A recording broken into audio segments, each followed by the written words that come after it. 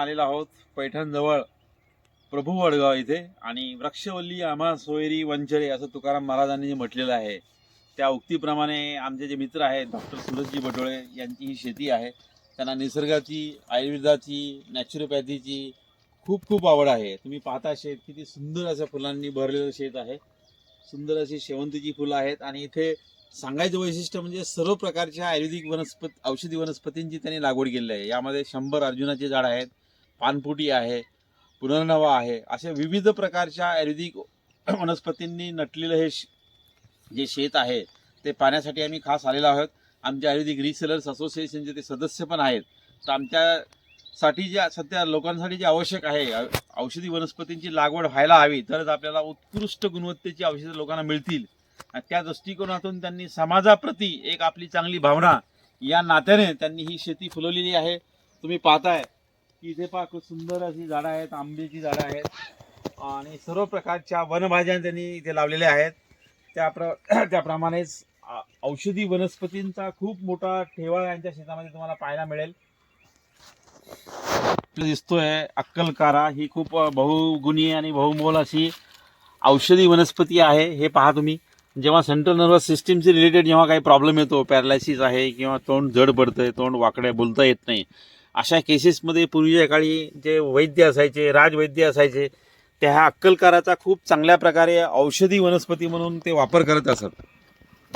यानंतर आपण आताही तुम्हाला दिसतंय हे पानफुटी नावाची वनस्पती आहे. हे सर्वांना परिचित आहे.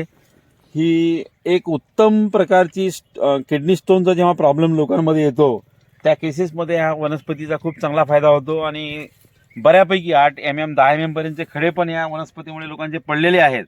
ताशी ही बहुगुणी आणि बहुमोल अशी औषधी वनस्पती पानफुटी आहे. हॅलो.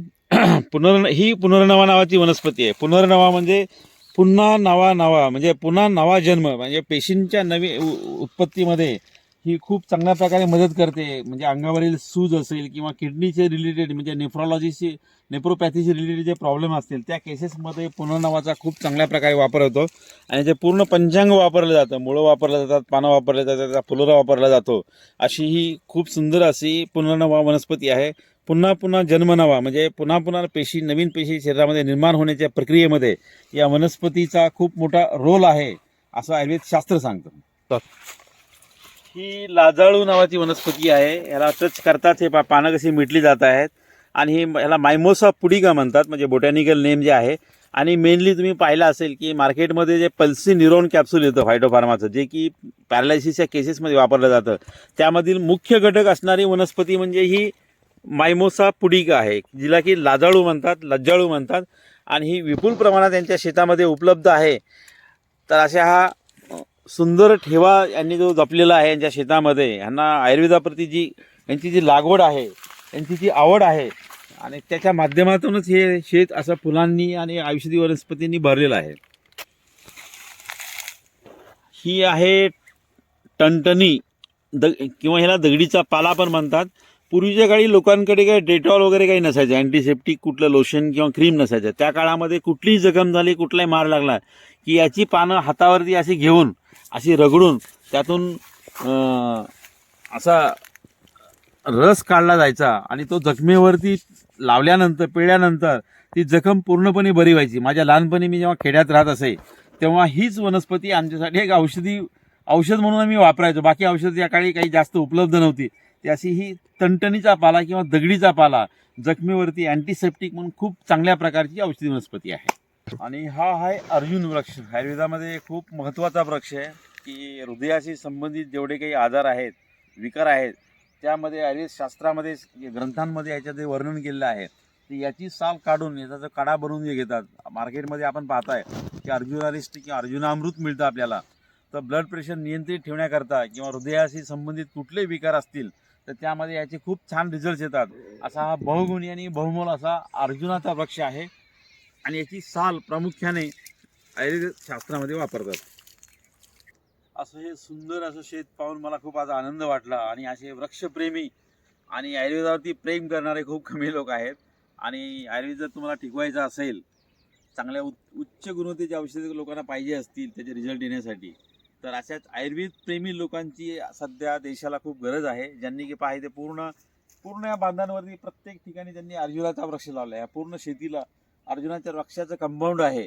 म्हणजे यांनी हृदय लोकांचं निरोगी राहावं याकरता खूप प्रयत्न केलेले आहेत आणि खूप विविध प्रकारची सर्व प्रकारची औषधी वनस्पतींची इथे लागवड आहे.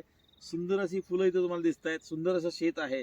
तर तुम्हाला खरोखरच काय म्हणतात नाही, शारीरिक स्वास्थ्य पाहिजे असेल किंवा मानसिक स्वास्थ्य पाहिजे असेल तर निसर्गाशिवाय कोणी देऊ शकत नाही तुम्हाला.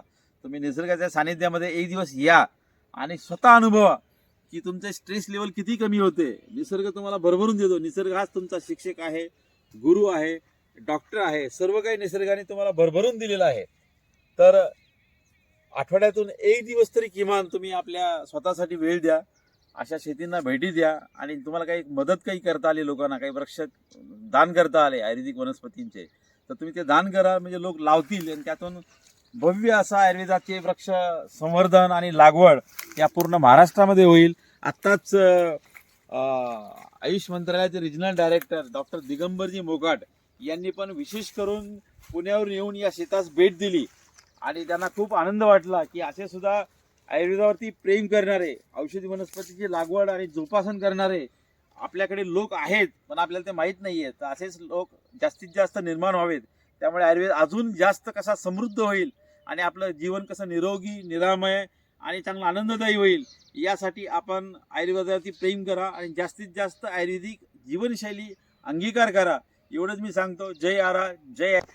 आपण पाहतोय की आजकाल बऱ्याच लोकांना विविध क्षेत्रातले पुरस्कार दिले जातात, पण खरा आमचा जो शेतकरी आहे, जो खरा निसर्गावरती खरं प्रेम करतो आणि अशी वृक्षांची लागवड करतो आणि आयुर्वेदावरती प्रेम करतो, हे पाहता तुम्ही सर्व वैभव दिसतंय तुम्हाला तुमच्या समोर.